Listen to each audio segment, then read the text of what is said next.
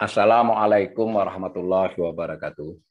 Ibu, Bapak, saudara-saudara yang saya hormati, kita memasuki kuliah sesi ke-32. Masih tentang anggaran pendapatan belanja negara. Kali ini kita memasuki subtopik apa yang disebut dengan pembiayaan non-utang. Nah, dari sesi terdahulu, kita tahu ada 5 komponen postur APBN. Komponen kelimanya disebut dengan pembiayaan anggaran. Dalam komponen pembiayaan anggaran itu terdiri dari 2 kelompok. Satu kelompok disebut pembiayaan utang, sedangkan kelompok yang lain terdiri dari pembiayaan disebut pembiayaan non-utang. Kalau macamnya pembiayaan non-utang lebih banyak, tetapi angka yang banyak tadi sudah kita bicarakan di sesi sebelumnya justru di pembiayaan utang. Nah, ini sedikit tidak mudah buat orang-orang yang tidak akrab dengan neraca, dengan tampilan akuntansi APBN, tetapi secara penalaran mudah-mudahan bisa dipahami ya dengan mudah bahwa tadi karena pembiayaan itu ada yang bersifat pengeluaran dan ada yang bersifat penerimaan, maka dia harus diperlihatkan. Nah, mari kita lihat lagi ulang tentang komponen pembiayaan anggaran. Ya, yang pembiayaan anggaran sebagaimana yang kita tampilkan dengan cara grafik, dengan cara tabel yang berbeda, tapi isinya sama.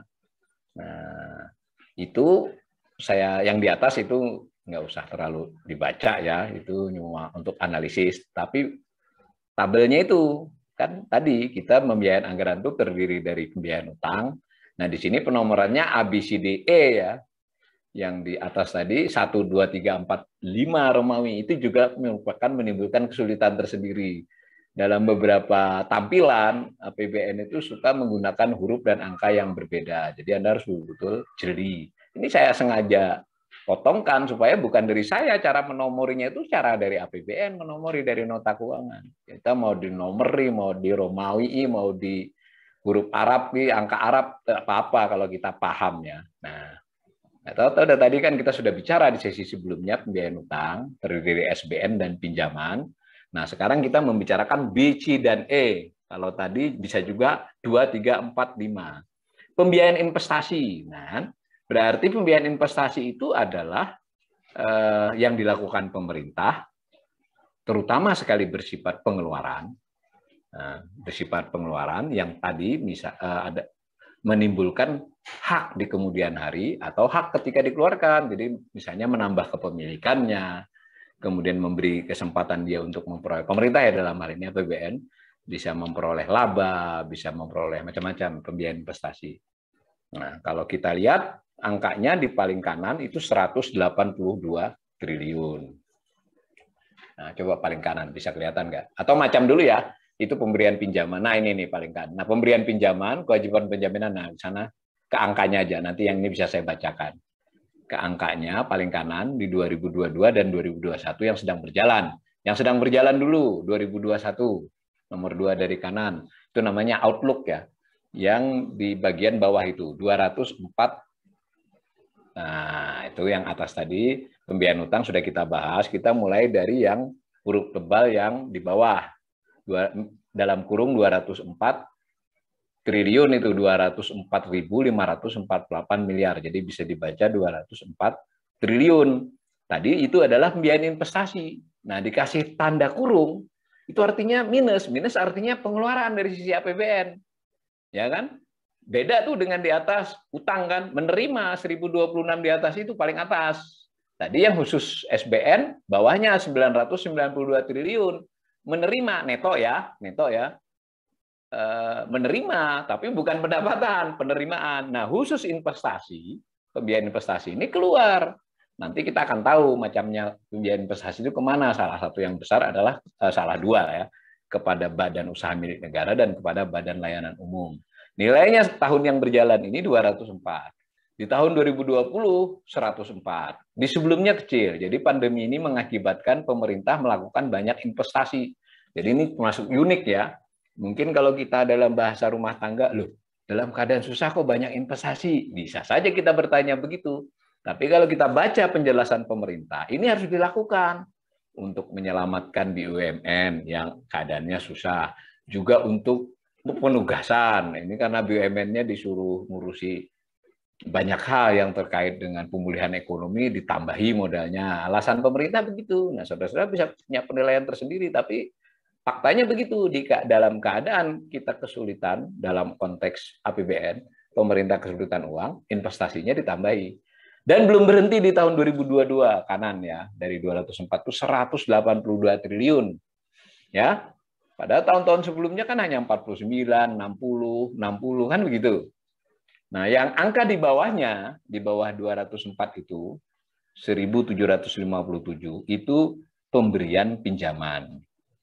Jadi persis di bawah yang dicontengi hijau itu oleh Pak Sabto, itu adalah pemberian pinjaman. Loh, kok tandanya positif? Nah, itu kan kalau nggak pakai kurung tandanya positif.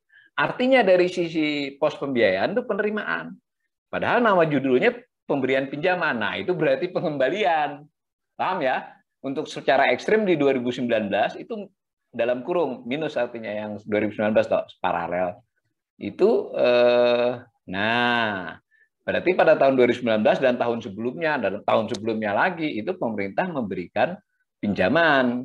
Nah, nama posnya tetap pemberian pinjaman, tapi di tahun 2021 dan 2020 ini dan nanti 2022 kebetulan adalah penerimaan pengembalian pinjaman. Siapa yang banyak diberi pinjaman dalam konteks ini? Pemerintah daerah. Jadi hubungan pusat dengan daerah itu ada ya dalam hal pinjam meminjam. Karena pemerintah daerah banyak yang kesulitan atau setidak-tidaknya kesulitan cash flow. Karena uangnya belum kumpul, dia harus ngutang dulu ke pemerintah pusat dikasih.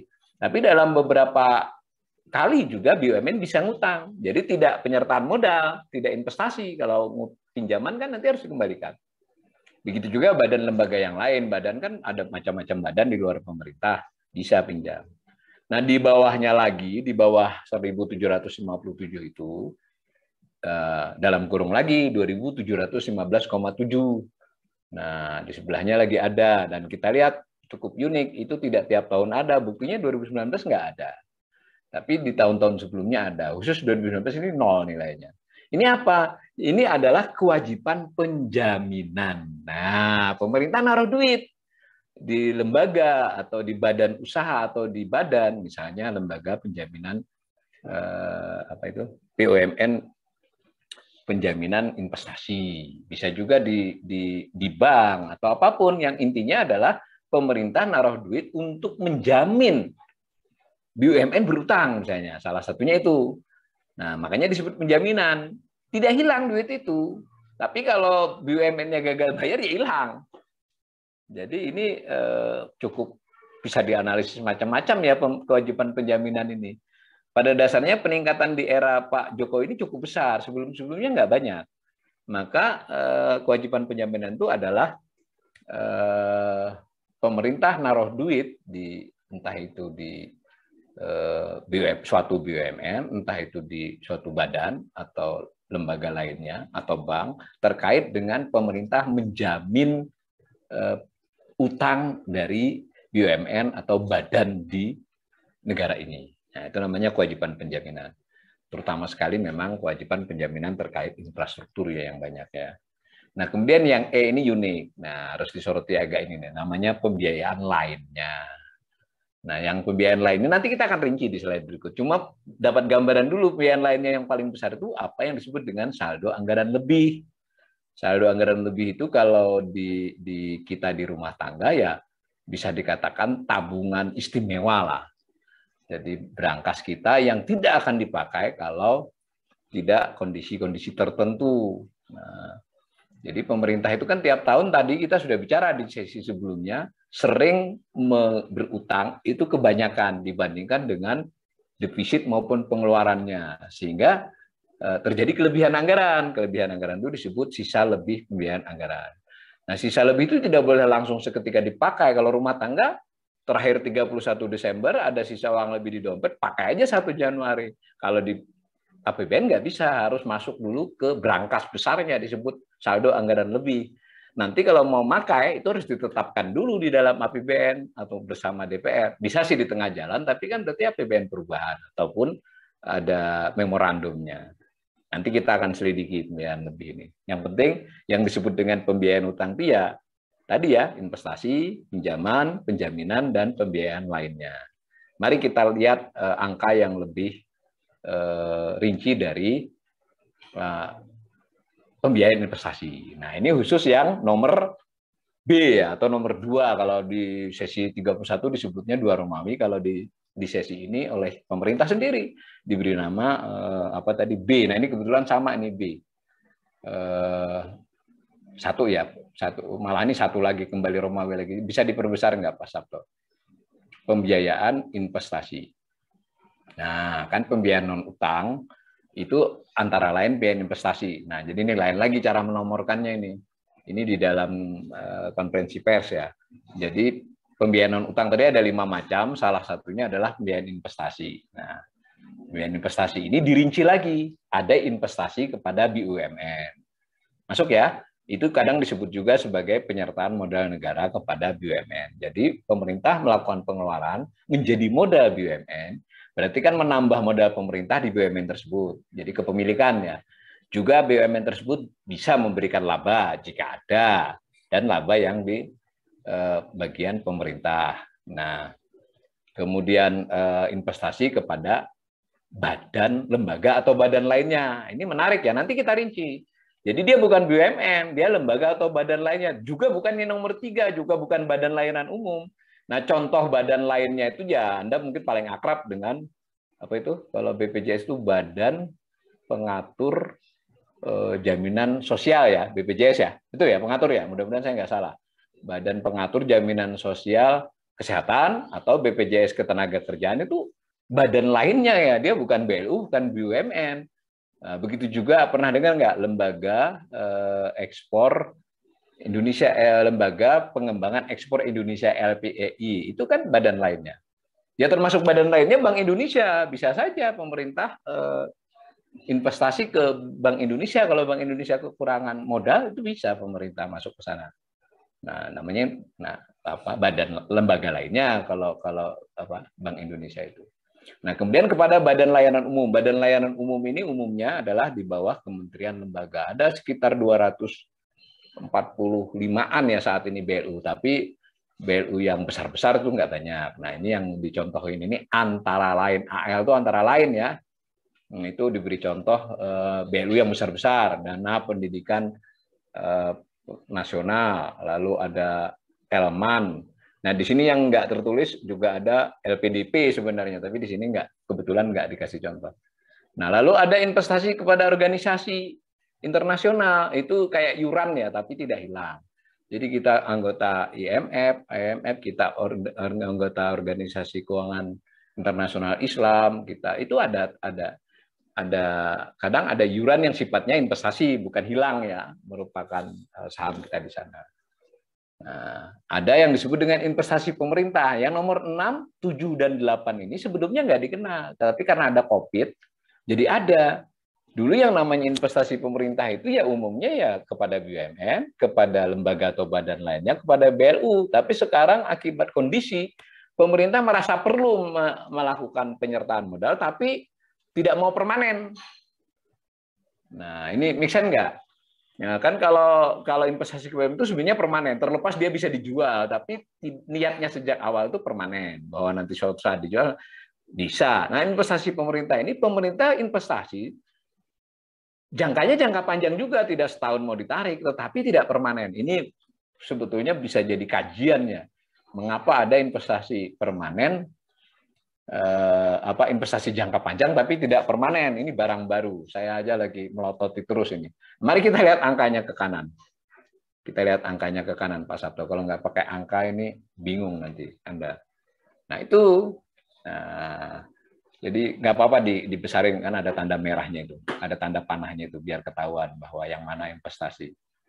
Nah, pembiayaan investasi kepada BUMN, keseluruhan pembiayaan investasi 182 triliun, yang sekarang berjalan 204, tadi kan di atas sudah kita bahas.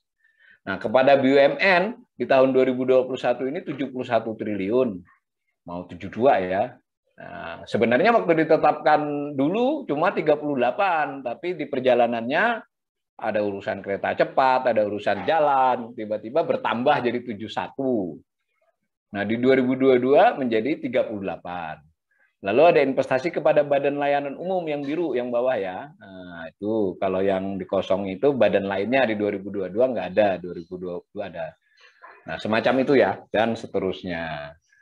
Nah, mari kita cek lebih jeli lagi. Ini kembali ke judulnya dulu, Pak Sabto. Selain investasi, ada pemberian pinjaman. Lalu ada kewajiban penjaminan, ditampakkan. Nah, semacam itu ya. Nah, mari kita lihat satu-satu ke bawah, ke slide berikutnya. Kita lihat yang terkait dengan investasi. Berarti macam satu dari yang non-utang tadi ya. Nah, itu tadi kan kita sudah kasih contoh, ada investasi kepada BUMN, ada investasi kepada lembaga badan lainnya, ada kepada badan layanan umum, ada kepada organisasi internasional. Nah, ada penerimaan kembali investasi. Nah, ini lain ya dengan pinjaman ya. Ya tadi karena ada investasi yang tidak permanen, ya toh, maka bisa diterima investasi itu.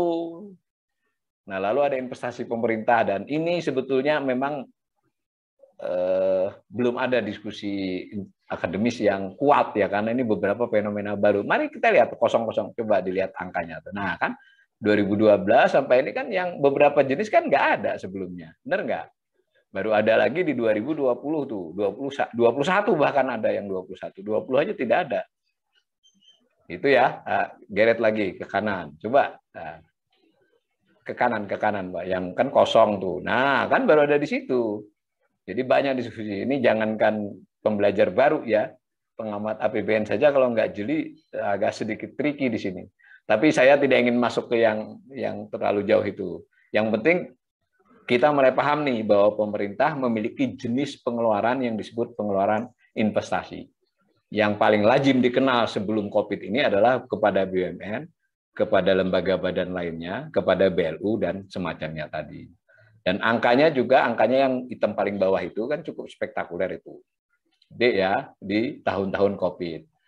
Nah, mari slide berikut untuk melihat khusus pengeluaran investasi ini. Nah, yang orange itu mengulangi kembali angka di tabel tadi, tapi hanya angkanya, enggak rinciannya. Namanya pembiayaan investasi. Nah, khusus yang biru itu yang kepada BUMN. Dahulu disebut penyertaan modal pemerintah. Sekarang disebut penyertaan modal negara. Dalam beberapa tabel di APBN disebut investasi kepada BUMN. Jadi kita harus rajin-rajin baca ya, mana yang sama, mana yang beda.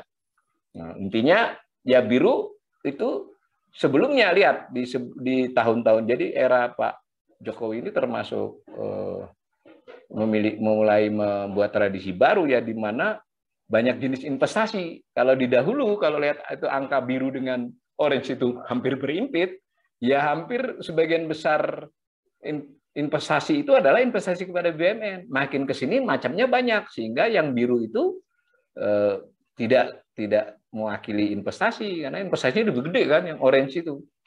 Saya dipahami ya. Dan ketika COVID di 2020, 2021, dan rencananya 2022, itu 3 tahun terakhir, ya saya sudah katakan sejak awal tadi, sekalipun pemerintah kesulitan fiskal, artinya kesulitan pendapatan dan belanja masih besar sehingga defisit sangat besar dan berutang menjadi banyak, tadi pembiayaan utang, tetapi pemerintah memutuskan untuk banyak investasi. Nah, itu kita untuk detailnya bisa diskusi.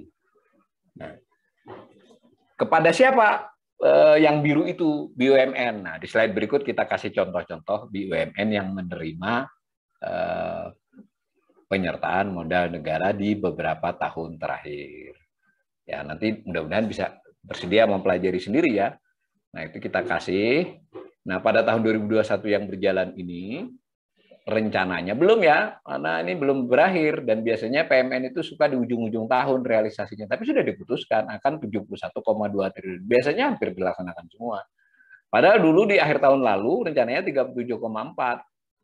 Nah, di tahun 2022 ini pemerintah mengusulkan 38,5, tapi menurut saya nanti di perjalanan akan jadi 70 lagi. Nah, ini fenomena baru. DPR nggak tahu bereaksi atau tidak. Sebetulnya kan ini bahaya juga kalau tidak terkontrol publik. Coba dikasih di grafik itu angka yang paling atas kanan, maksudnya paling atas itu ya gerombolan di atas itu, coba disorot, bisa disorot agak besar enggak? 2020 dengan APBN 2021 dengan Outlook, jadi itu enggak ada 2022-nya ya. Nah itu kalau Anda lihat pada waktu ditetapkan kolom kedua dari kanan itu baru segitu APBN 2021. Nah, di kanannya lagi ada yang ditambahi di perjalanannya, yang merah itu Hutama Karya namanya. Pada waktu ditetapkan dia 6,2 triliun di tahun lalu ditetapkan. Sekarang ini diputuskan, belum direalisasi ya, tapi hampir pasti direalisasi, jadi 25,20. Banyak nggak tambahannya? Ya karena alasannya memang jalan tol Sumatera itu membutuhkan suntikan. Tapi kalau Anda masuk nanti mencari tahu keuangannya Hutama Karya, memang dia cukup berat karena utangnya dibandingkan asetnya sudah di kisaran 80-85%. Utang jangka pendeknya sudah mencapai lebih dari separuh, 60%, sehingga butuh disuntik. Mungkin begitu. Nah, lalu yang bawah lagi, itu sebelumnya kan nggak ada tuh. Di bawahnya kotak Pak Sabto itu kan kosong tuh. Nah, tiba-tiba ada di ini, apa itu? Ya, itu satu PT Waskita Karya. Tidak direncanakan, tapi sekarang akibat soal kereta api cepat itu, ya, antara lain ya, nah, Waskita Karya dapat 7,9.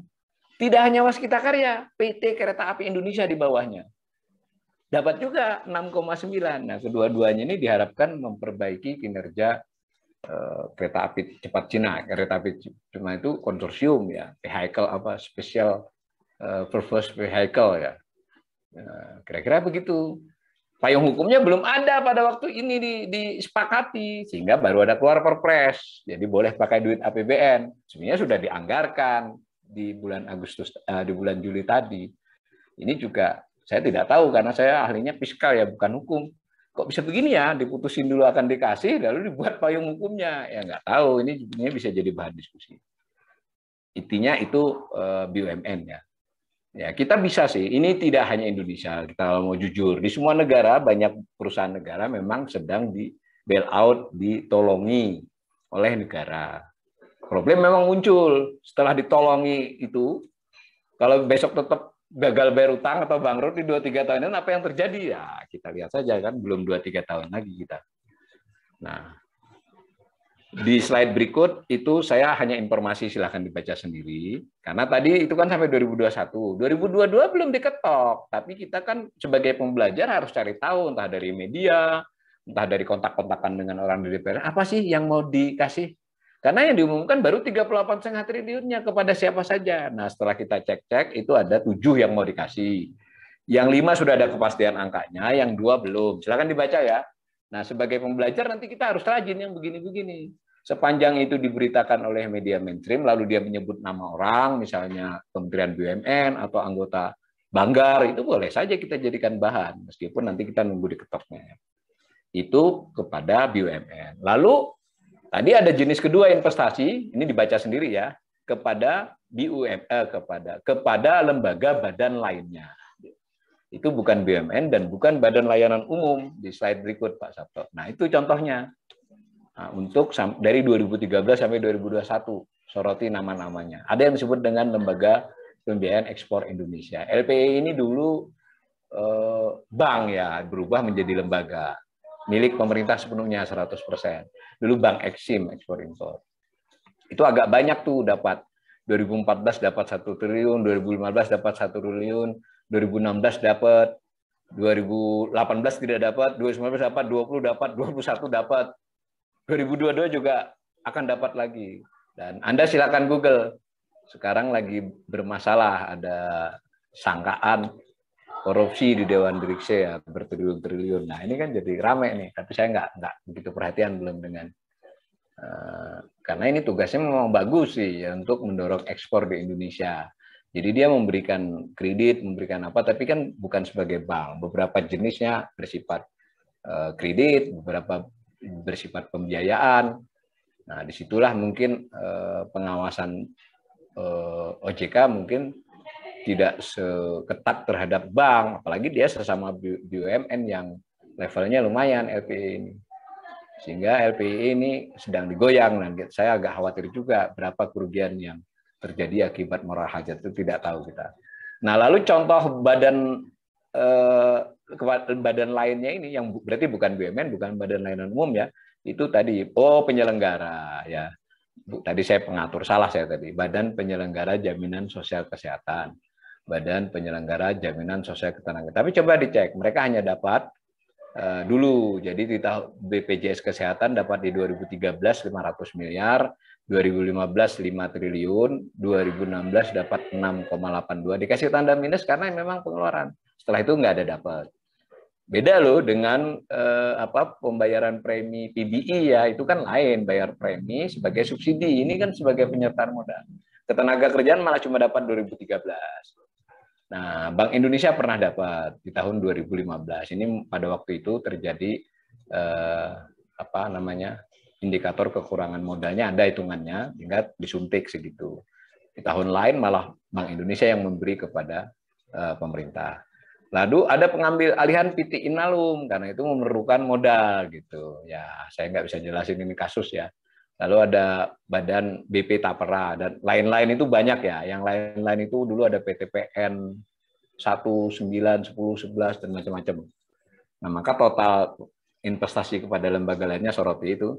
Nah, itu kan ada 5 triliun, 1 triliun, 7 fluktuasi. Tapi ini juga menarik. Di 2 tahun terakhir, coba paling kanan, Pak Sabto. Nah, naik lagi kan. Jadi fenomenanya itu ya begitu. BUMN-nya bertambah diberi modal, lembaga ini juga banyak kesulitan keuangan, sehingga pemerintah menyuntik. Disinilah harusnya mulai kita jeli terhadap APBN. Ini pijakan pemerintah ini seperti apa sih sebenarnya? Kenapa bukan kesehatan dan bansosnya yang dinaikin, kenapa yang ini ya? Pemerintah punya alasan, dibaca aja di nota keuangan. Anda boleh nggak setuju. Nah, yang ketiga jenis investasi kepada badan layanan umum. Nah, coba disoroti badan layanan umum, Pak Sabto, di slide berikut. Ini lain ya, ini lembaga badan lainnya. Yang pertama tadi BUMN. Nah, yang ini BLU, Badan Layanan Umum ini kebanyakan sebagian besarnya di bawah Kementerian Lembaga Pembinaan. Jumlahnya banyak, 245-an. Beberapa besar, beberapa kecil, beberapa Anda mungkin tidak pernah dengar namanya. Nah, itu nilainya ya fluktuasi. Tapi sama juga kan di 2 tahun terakhir, bahkan di tahun 2022 masih akan tinggi. Ya kan? Nah, rinciannya apa? Maksudnya contohnya di slide berikut. Kita percepat. Contoh. Nah, disorot. Ini contoh, saya tidak sempat mengolah sehingga saya potong aja. Nah, itu yang dapat dari tahun 2016 sampai 2021 ya, tapi tidak semua tahun dapat dia ada ininya. Ya, ada dana bergulir, ada dana pengembangan pendidikan nasional, ada lembaga manajemen aset negara, ada lembaga dana kerjasama pembangunan internasional. Nah, di atas itu ada pusat investasi dan seterusnya. Ada LPDB, bukan LPDP ya, LPDB KUMKM. Nah, sorot itu lihat ke kanannya. Ada tahun yang mereka dapat, ada tahun yang mereka tidak dapat, gitu ya. Nah, di bawahnya lagi khusus 2021 dan 2022. Nah, ini contoh, makanya disebut AL antara lain tadi ya. Nah, itu mudah-mudahan bisa paham ya, BL itu Badan Layanan Umum. Ya. Jadi kaya juga sebetulnya negara ini, tetapi sudah terpisah dari APBN. Kalau BLU ini tidak terpisah. Oh ya, ini perlu ditegaskan.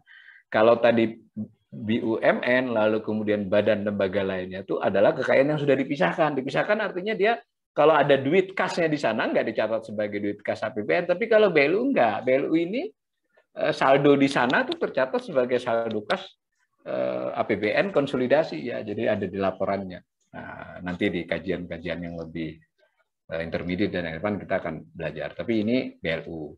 Nah, kemudian tadi kita belajar juga bahwa pembiayaan utang itu ada yang berupa pinjaman dan ada yang berupa penjaminan. Nah, di slide berikut ya. Ada yang pinjaman, ada yang penjaminan. Itu saya gambar aja. Yang pemberian pinjaman yang biru. Nah, kalau tadi tabelnya Anda bisa lihat di atas, yang ini kalau digambar dari 2012 sampai 2022. Kalau dia positif ke atas, berarti itu sifatnya pemerintah menerima pengembalian pinjaman. Kalau yang biru berarti netonya ya, netonya karena kan kepada rinciannya ada yang 100 cuma 100 miliar, 20 miliar, kan tergantung daerahnya, atau tergantung BUMN yang dipinjami, atau tergantung badan yang dipinjami. BPJS juga boleh kalau ada konteks tertentu pinjam ya.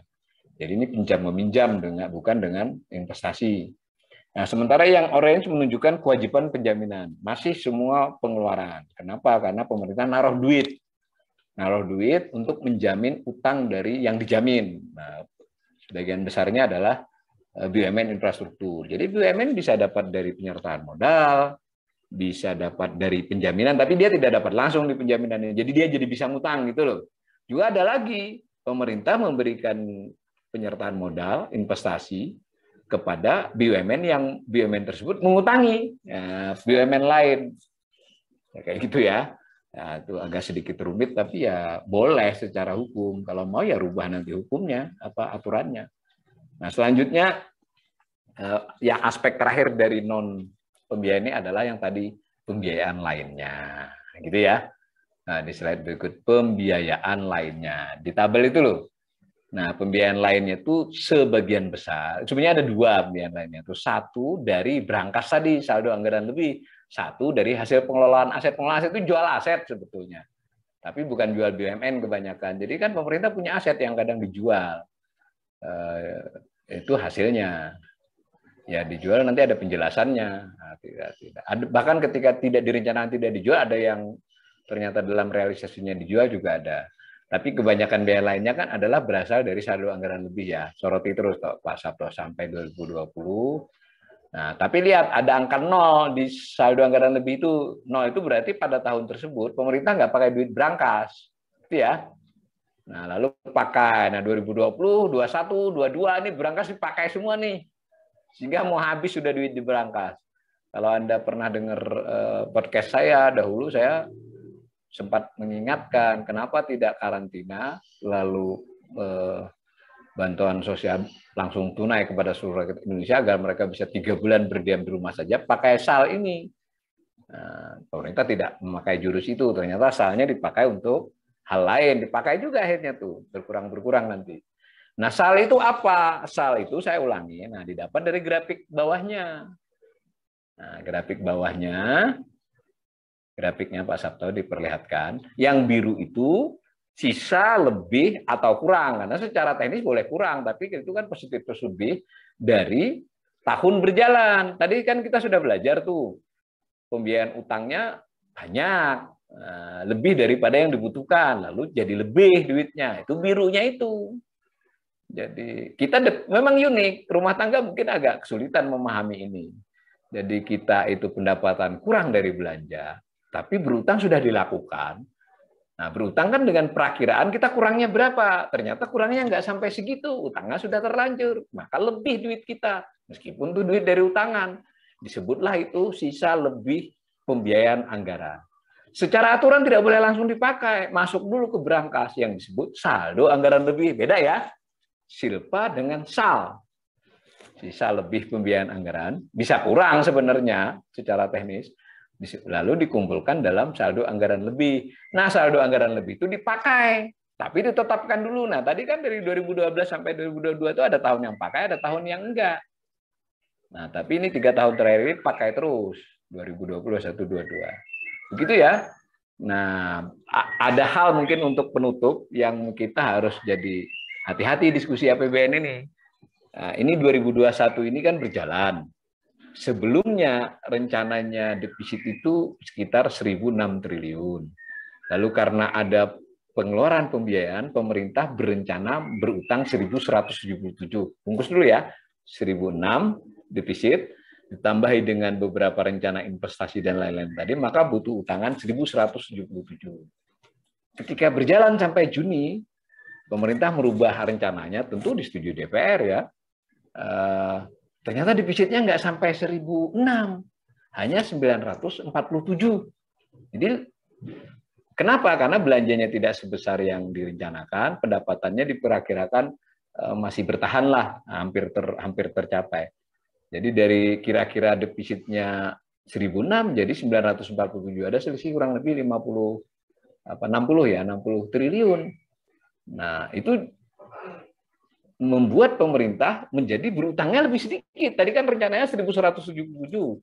Nah, rencananya berutangnya konon hanya sekitar 1.000 berapa itu 1.080 atau 1.070, selisih 100. Nah, jadilah berita bahwa ini kami berhasil menekan defisit lalu berutangnya menjadi lebih sedikit dari direncanakan. Tapi yang tidak dinarasikan ada di catatannya adalah ternyata berangkas diambil banyak. Diambil banyak dari sebelumnya hanya berencana ngambil 15, diambilnya 140. Paham ya? Karena bangkai duit berangkas berutangnya kan jadi lebih sedikit butuhnya. Ini menurut saya kebiasaan-kebiasaan narasi kebijakan yang kurang sehat, yang tidak mencerdaskan. Ya terus terang saja sebetulnya berutangnya nggak berkurang. Berkurang karena mengambil duit berangkas, tapi kebutuhan berutangnya enggak. Meskipun tadi defisitnya berkurang, ternyata kebutuhan berutangnya nggak berkurang. Seandainya nggak ngambil duit, kenapa? Karena tadi salah satunya adalah semula mau hanya investasi 37 triliun kepada BUMN menjadi hampir 71 triliun, kan bertambah sebetulnya pengeluarannya. Ya, semua tidak melanggar hukum ya, karena dibolehkan memang menurut aturan pemerintah begitu, tetapi saya menyayangkan narasi-narasi kebijaksanaan, narasi-narasi kebijakan yang mengesankan itu adalah kinerja, itu bukan kinerja, itu utak-atik akuntansi saja. Nah, mari para pembelajar yang bersama-sama saya menyertai kuliah-kuliah ini menjadi orang-orang yang jeli, kritis. Kita tidak bermaksud membuat apa namanya hoax atau apa, tapi kita menginginkan agar apa namanya agar pengelolaan APBN kita, fiskal kita ini dipahami oleh sebagian besar rakyat Indonesia, lalu mereka bisa memprotes atau malah bisa mendukung, justru mendukung atau dalam pelaksanaan bisa supaya kalau misalnya dia diminta bayar pajak, ya saya harus bayar pajak dan seterusnya. Demikian ya. Assalamualaikum warahmatullahi wabarakatuh.